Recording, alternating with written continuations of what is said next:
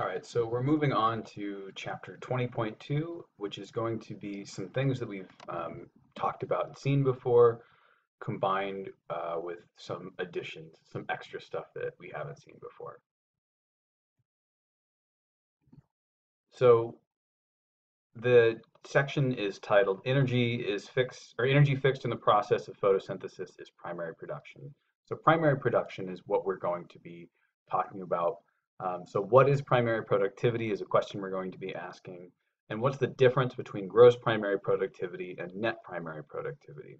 And we're going to be talking about this through a more mathematical lens. So really quickly to review, what's an autotroph and what's a heterotroph? So an autotroph is an organism that creates its own energy. That's what an autotroph is. It's an organism that creates its own energy, not injury. It creates its own energy. And a heterotroph is an organism that gets its energy by eating autotrophs or sometimes eating other heterotrophs, depending on who you are. But autotrophs make their own energy. Heterotrophs eat other things. So primary productivity is the rate at which carbon dioxide is converted into organic compounds. This can be done via chemoautotrophy or taking chemical compounds, which can be done from like rocks and things like that. And then there's photoautotrophs, which are getting their energy from sunlight or photosynthesis. That's the part we've seen before. Chemoautotrophs, it's an important idea to know, but we're not going to go into it right now, but I definitely want you to have that idea in your minds. Chemoautotrophs are things that live in places like caves where there isn't really any light, or very, very deep under the ocean where there isn't really any light. But basically, what we're thinking about in ecology most of the time is primary productivity is the rate at which things are photosynthesizing, or taking that CO2 and turning it into sugar, which remember is the whole point of photosynthesis. So primary productivity, the rate at which carbon dioxide is converted into organic compounds.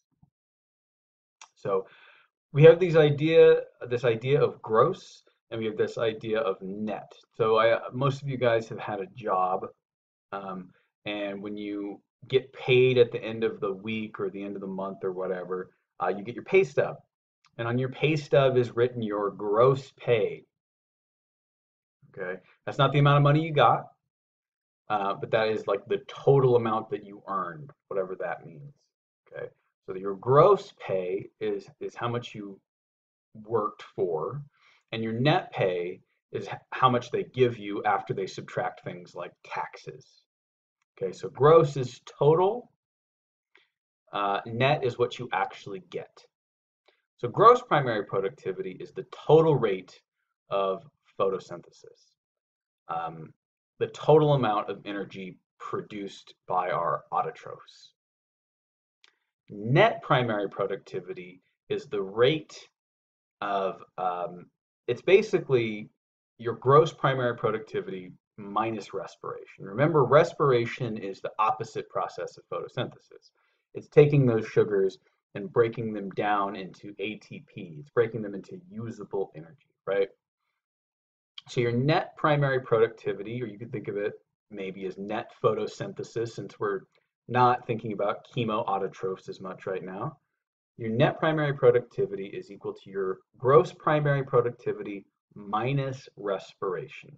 So your total amount, you could think of it as sugars that you've made, subtracting off how much is respired, how much is turned into energy. Remember, respiration is the exact opposite process of photosynthesis, more or less. So net primary productivity is equal to gross primary productivity minus respiration. We're going to circle back to this formula in a few seconds here. Rate of production is expressed in energy per unit area. So kilometers per square meter, and then they have like grams per square meter per year. The reason that it's thought about like this typically is because like imagine a rainforest. You can talk about the productivity in a rainforest. So you could say like, oh well, this rainforest uh, does I don't even know a million kilocalories per square meter per year. I don't think that's an accurate number, but it gives you a sense of how productive of that particular region is. Whereas a region of desert might give you considerably less um, primary production or primary productivity in that area. I'm probably not as worried about the units or anything like that, just so you guys know. Um, but I just want that to be sort of in the back of your minds. The next concept is standing crop biomass, and it's the amount of organic matter found in an area at a given time. I was actually planning on doing a standing crop biomass experiment with the radishes that we were growing.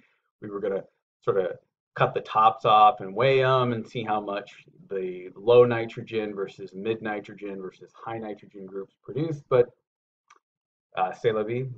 It is what it is. But standing crop biomass can be expressed as grams per meter squared. So let's say you have a cornfield and you wanted to estimate your standing crop biomass. You would just go cut down like a square meter of that corn and weigh it and see how much is there. You'd have to actually weigh the roots too. But there you have it. It's basically just how much plant matter expressed as weight is growing in a particular area. Okay, it's not the same as productivity because it's not a rate, it's just a number. But primary production can be measured by estimating the change in standing crop biomass over a given interval of time. So this little triangle thing down here, that's a delta, and that means the change in. So delta standing crop biomass, or delta SCB, is equal to the standing crop biomass at time 2 minus the standing crop biomass at time 1. And a simpler way of thinking about that is how much corn was growing in that field in July versus how much crop was growing in that field in February. Or I'm not sure about the corn season. I should be. I grew up out of it, but standing crop biomass is just the amount of organic matter found in an area at a given time.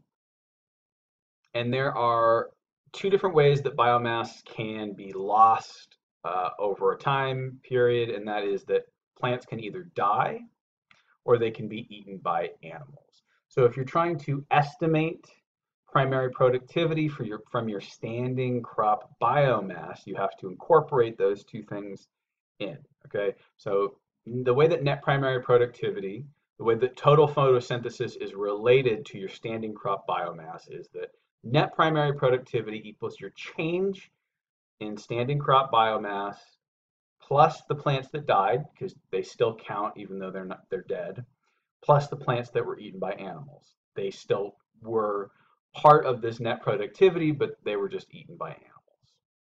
Okay. I'm going to give you these formulas if I asked you to do this on a test, especially now that we're online. So don't necessarily worry about memorizing formulas, but be more concerned with understanding why these things, why is net primary productivity equal to the change in standing crop biomass plus the plants that died plus the plants that were consumed? Well, the reason for that is that net primary productivity is the same as total photosynthesis. So how many of those organic compounds are you generating? Well, one way you can figure that out is just by weighing the plant. So too much text here, I apologize for that, but if we're looking at an aquatic system, if we're looking at a water system, you can estimate net primary productivity using the light/dark bottle method, okay? And oxygen production and consumption can be measured. I'm sure you guys remember we had that whole thing where we had a bunch of kits that didn't work, and then I think on Wednesday we had a bunch of kits that did actually work.